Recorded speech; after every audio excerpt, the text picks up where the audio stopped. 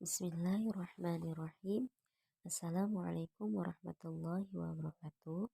Perkenalkan, nama saya Riri Aramli dari Fakultas Ekonomi dan Bisnis, Program Studi Manajemen, kelas reguler 3A. Di sini saya akan mempresentasikan hasil rangkuman saya untuk memenuhi UTS mata kuliah Studi Islam Akhlak dengan dosen pengampu Dr. Haji Ahmad Alim LC MA. Baik, di sini saya akan menjelaskan 6 materi. Yang pertama ialah materi adab dan hidup mulia. Adab secara keseluruhan yaitu segala bentuk sikap, perilaku, atau tata cara hidup yang mencerminkan nilai sopan santun, kehalusan, kebaikan, budi pekerti, atau akhlak. Hidup mulia adalah segala sesuatu perbuatan pada kehidupan di dunia semata-mata untuk mencapai ridhonya Allah Subhanahu wa Ta'ala, selalu melakukan yang sudah ditetapkan oleh Allah dan menjauhi perbuatan yang dilarang oleh Allah Subhanahu wa Ta'ala.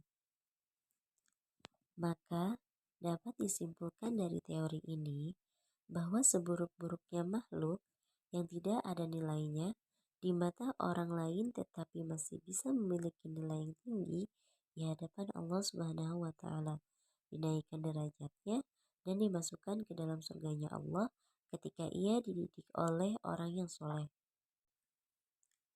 Materi yang kedua ialah ruang lingkup akhlak.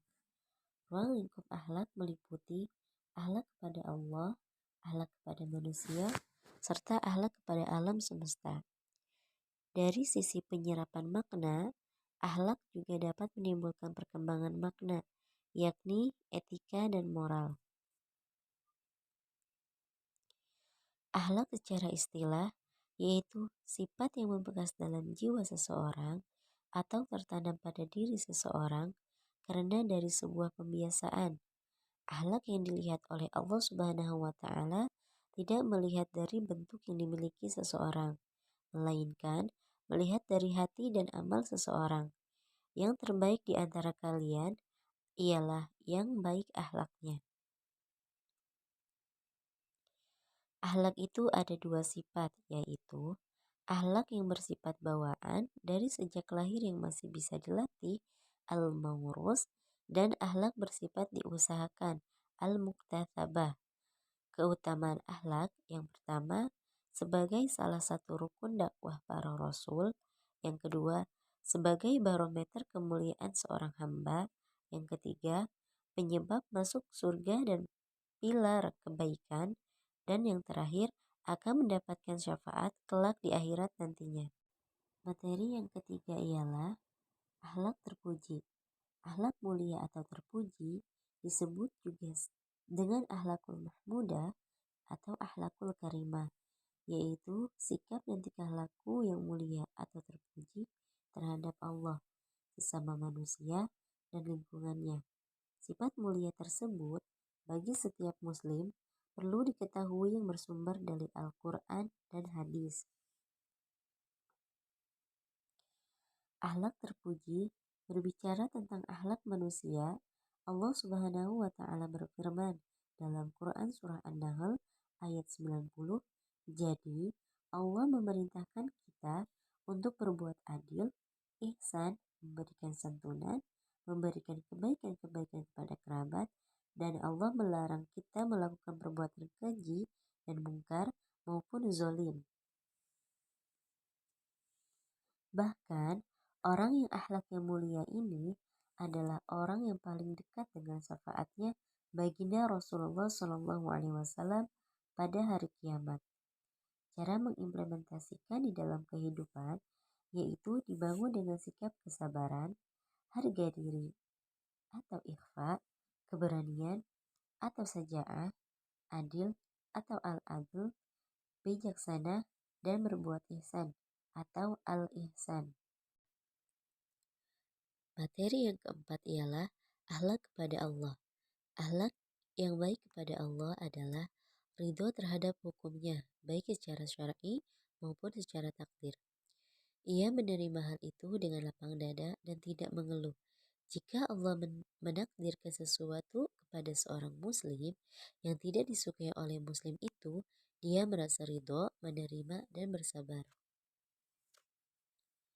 Ahlak kepada Allah ialah bagaimana kita menjaga keharmonisan diri kita secara vertikal dengan Allah Subhanahu wa taala.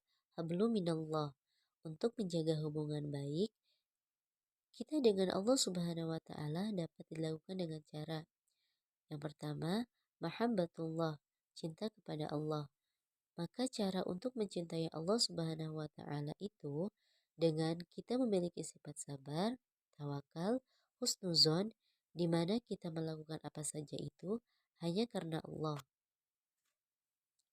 Yang kedua, kita mencintai segala sesuatu yang ada di dunia, itu pun hanya karena Allah Subhanahu wa taala.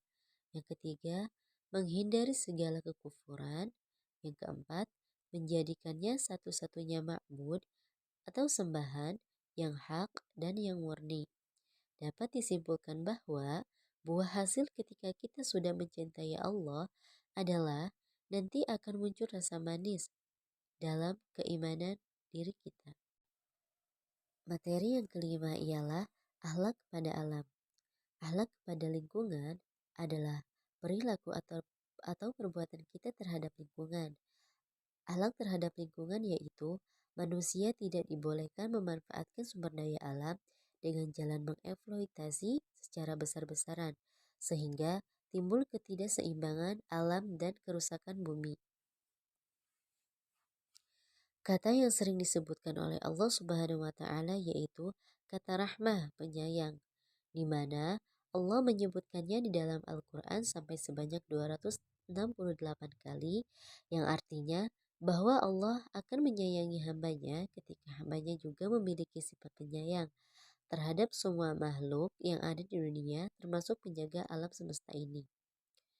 Sifat rahmah juga menjadi risalah Allah kepada Rasulullah yang dimana berbunyi rahmatan lil alamin. Tidaklah aku mengutus engkau wahai Muhammad kecuali sebagai rahmat bagi seluruh alam. Dan materi terakhir ialah akhlak kepada Rasulullah. Akhlak al-karimah kepada Rasulullah adalah taat dan cinta kepadanya. Mentaati Rasulullah berarti melaksanakan segala perintahnya dan menjauhi larangannya. Ini semua telah dituangkan dalam hadis sunnah beliau yang berwujud ucapan, perbuatan, dan pendapatannya.